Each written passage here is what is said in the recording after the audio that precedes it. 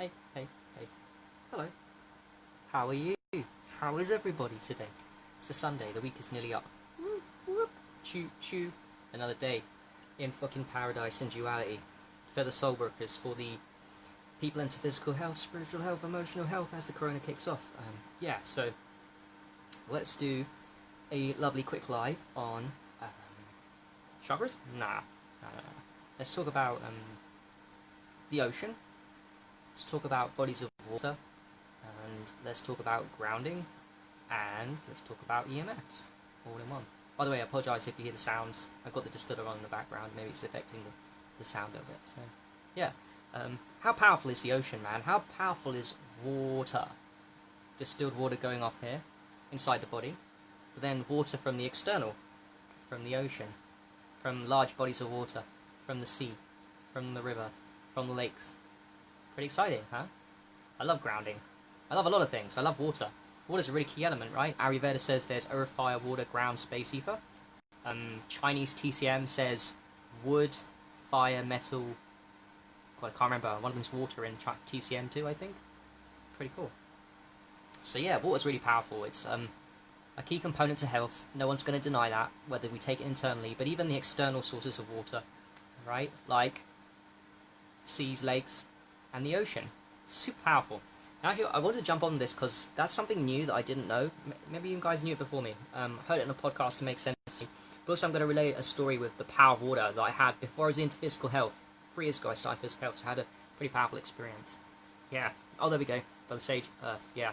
So anyway, yeah. So when you go in the ocean, what are you doing? Well, you're doing a lot of amazing things. First of all, the ocean is alkaline, which is cool.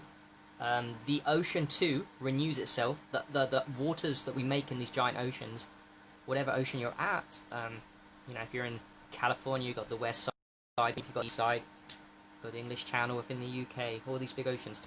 The earth, the water renews itself and purifies itself and cleans itself up, right? I know we're poisoning the world, we are, slowly, but the world is so powerful right now, it purifies itself, the water purifies itself. And when we dip into the ocean, what are we doing? We are receiving negative ions, much like when we ground, so receiving negative ions like when we ground, but it's more extreme than just grounding, like say at the beach on the sand, on the grass. One reason why, I'm just going to flow with off the top of my head, I might be wrong with some things I say, I'll give it a go, is because we know that grounding, earthing works, right? Touch your feet on the grass when it's dry, but when you wet, like you have a moist grass, like dewy, or when it's been raining and the grass is wet, or the sand is wet at the beach. Whenever that surface is wet, we know that grounding works quicker. I can feel it. We feel this intuitively, right? It's the liquid state that creates a quicker entry from your skin point contact into the grass. So that applies to any surface really that we normally ground on. When it becomes wet and moist, we get more enhanced negative ions. So negative ions go through from the skin, from the source, the ground, the Gaia, into your body quicker. So that's the moisture. There's something to do with liquid. I don't know. Maybe someone can tell me. See, I'm just learning here and sharing a little bit, but I'm sure you guys know more. So it's moisture that increases the negative ions. Also, I'm thinking here too, aged urine is a completely moist 4-phase of water thing, and that's got loads of negative ions in it, hasn't it? But anyway, so the ocean, a large bodies of water, has those negative ions, but in high quantities because it's a liquid, and then therefore when it hits your skin, it's a higher infusion than if it was a solid kind of like grass that's dry, kind of like dry sand. So the infusion of negative ions into your system is much quicker from bodies of water, especially the ocean, but all of them really, large bodies of water. That's one. 2, that's the grounding aspect of it. It's like an ultimate grounding session, going in the ocean, right? Getting your whole body in the ocean, going for a swim in the ocean. Even dipping your feet, but of course the more skin and body you expose, the quicker you get the grounding medicine in, right? You might as well and it's cold therapy too if you go in the ocean, right? It's often quite cold to go in the ocean, isn't it? Do it for a couple of seconds. Did it recently for a few weeks ago in the Thames, the stinky River Thames. It's kind of fun, my friend, it was alright. So yeah, that's one thing that's amazing about the ocean, the grounding aspect of it, and second, the Faraday cage aspect of it too. So we know that we've been bombarded by, I don't know, 1 trillion more EMFs than what there was 1,000 years ago, they were saying, or something, 100 years ago. The figures are ridiculous. We're being bombarded, obviously, 4G, but cell phone towers everywhere, Wi-Fi routers, electronic machines, magnetic fields, electric power lines running fucking everywhere. So we're intense. It's pretty intense. Things have changed a lot, and in one aspect, it's got a lot worse factually in terms of EMF pollution, electrosmog, the things that we can't see, even from what I'm looking at now. It's hitting me. It's electropollution. We can't see it. This is a problem with it. We can't see it. It's not a problem with it. It's a problem why the mainstream doesn't understand the problem of EMFs, because they can't see it, so therefore it doesn't exist. That's the mainstream mentality. If they don't learn, they can't see it, it doesn't exist. A bit like the Loch Ness Monster. Can't see it, it can't exist. No, I'm joking, but it's true, isn't it? It's true. I also did a post on that a few days ago, and also, and I'm going all over the place, like I always do. The sun, too, is another thing that we can't see the different frequencies of colour of visible and obviously the invisible ones, but even the visible colours of sun. We can't see the sunrise, sunset sun has red, mostly red, pouring red down us. We can't see the mostly blue at the midday sun, so that's another problem with that. Where am I going?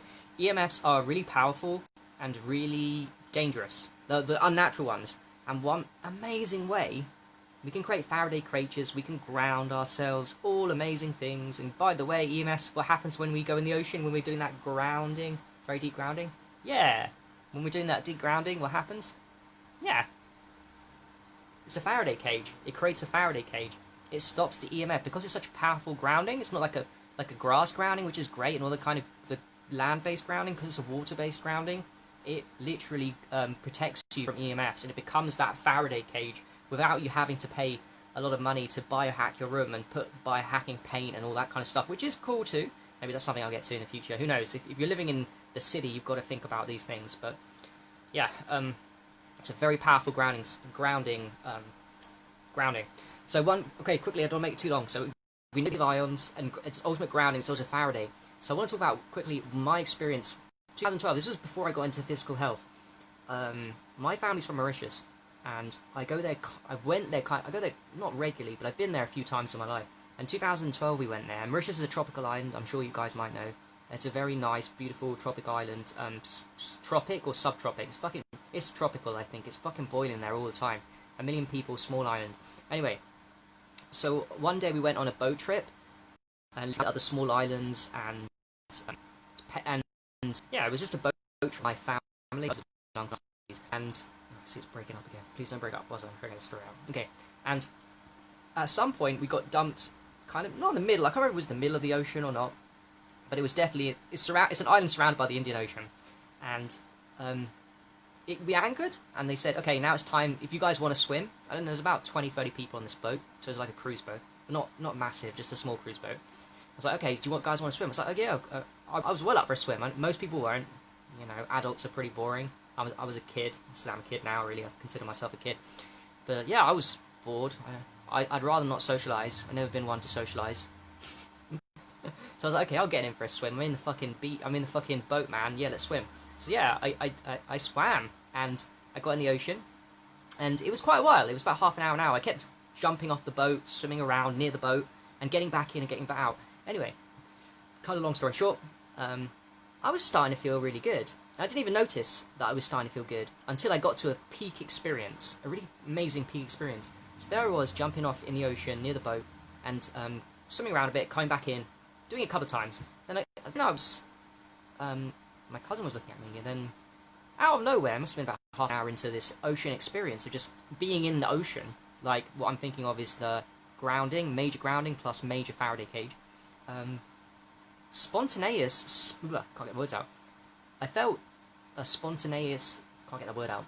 I felt a spontaneous act of happiness come inside my body, like an extreme level of something. I don't know what.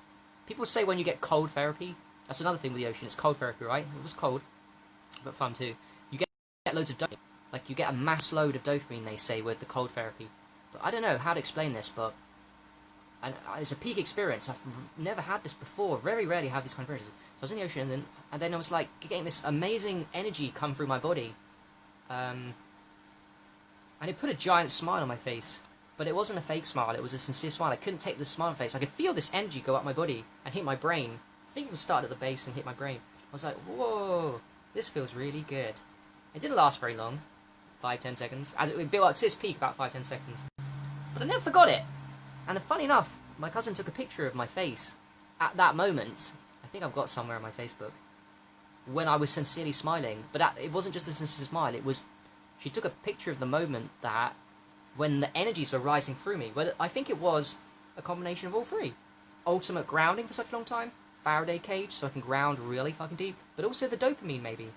Because you do release a fuck ton of dopamine with cold therapy. With all those things going on, I'm guessing the dopamine must have been really high because there was no EMFs and grounding.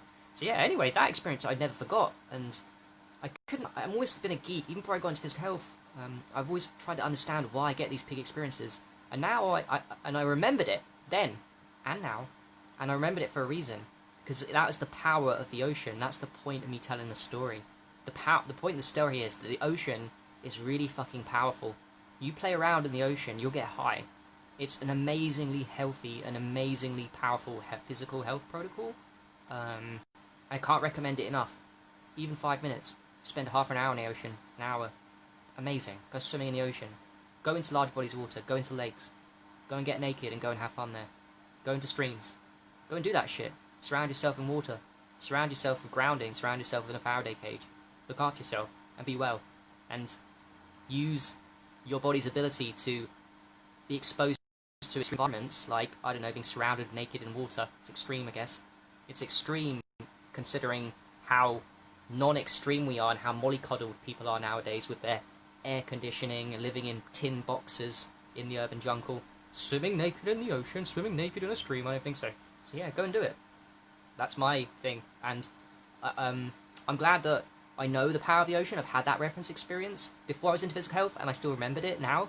And now I know. So now, well, like I just told you earlier, I went 3 weeks ago to swim in the River Thames. Now I just go and jump into. Now I will be that guy that when I get the opportunity with my friends or even by myself, I will go and jump into the lakes. I would jump in and get cold therapy, do the Wim Hof. I will jump into rivers. I would jump into streams. And I would jump into oceans. Because it's fun. Being healthy is fun. And grounding and getting super high. So that's it. Thanks for watching, everyone. I don't know who was watching. Bro Sage. Yep. Have a lovely day. And hope you got some value from this video. And enjoy yourself. And go and swim in the ocean. Get in the water. Water's amazing. Right? And by the way, caveat, I don't mean swimming pool water. That's the whole thing. I don't mean... The last time I've been in a swimming pool was a fuck long time. And I like swimming. I'm talking about normal swimming. In a fucking natural environment. Not in a chlorinated pool, which is super fucking dangerous. But also, you can't pee, which is the only medicine that will stop the chlorine. It's not enough anyway, because you just surround yourself in chlorine. That's insane. I mean, swimming in a natural body of water. How amazing. I think I love the water element a lot. I'm scared of it, but I love it. So, yeah. Alright. Thanks for watching. Have a good day.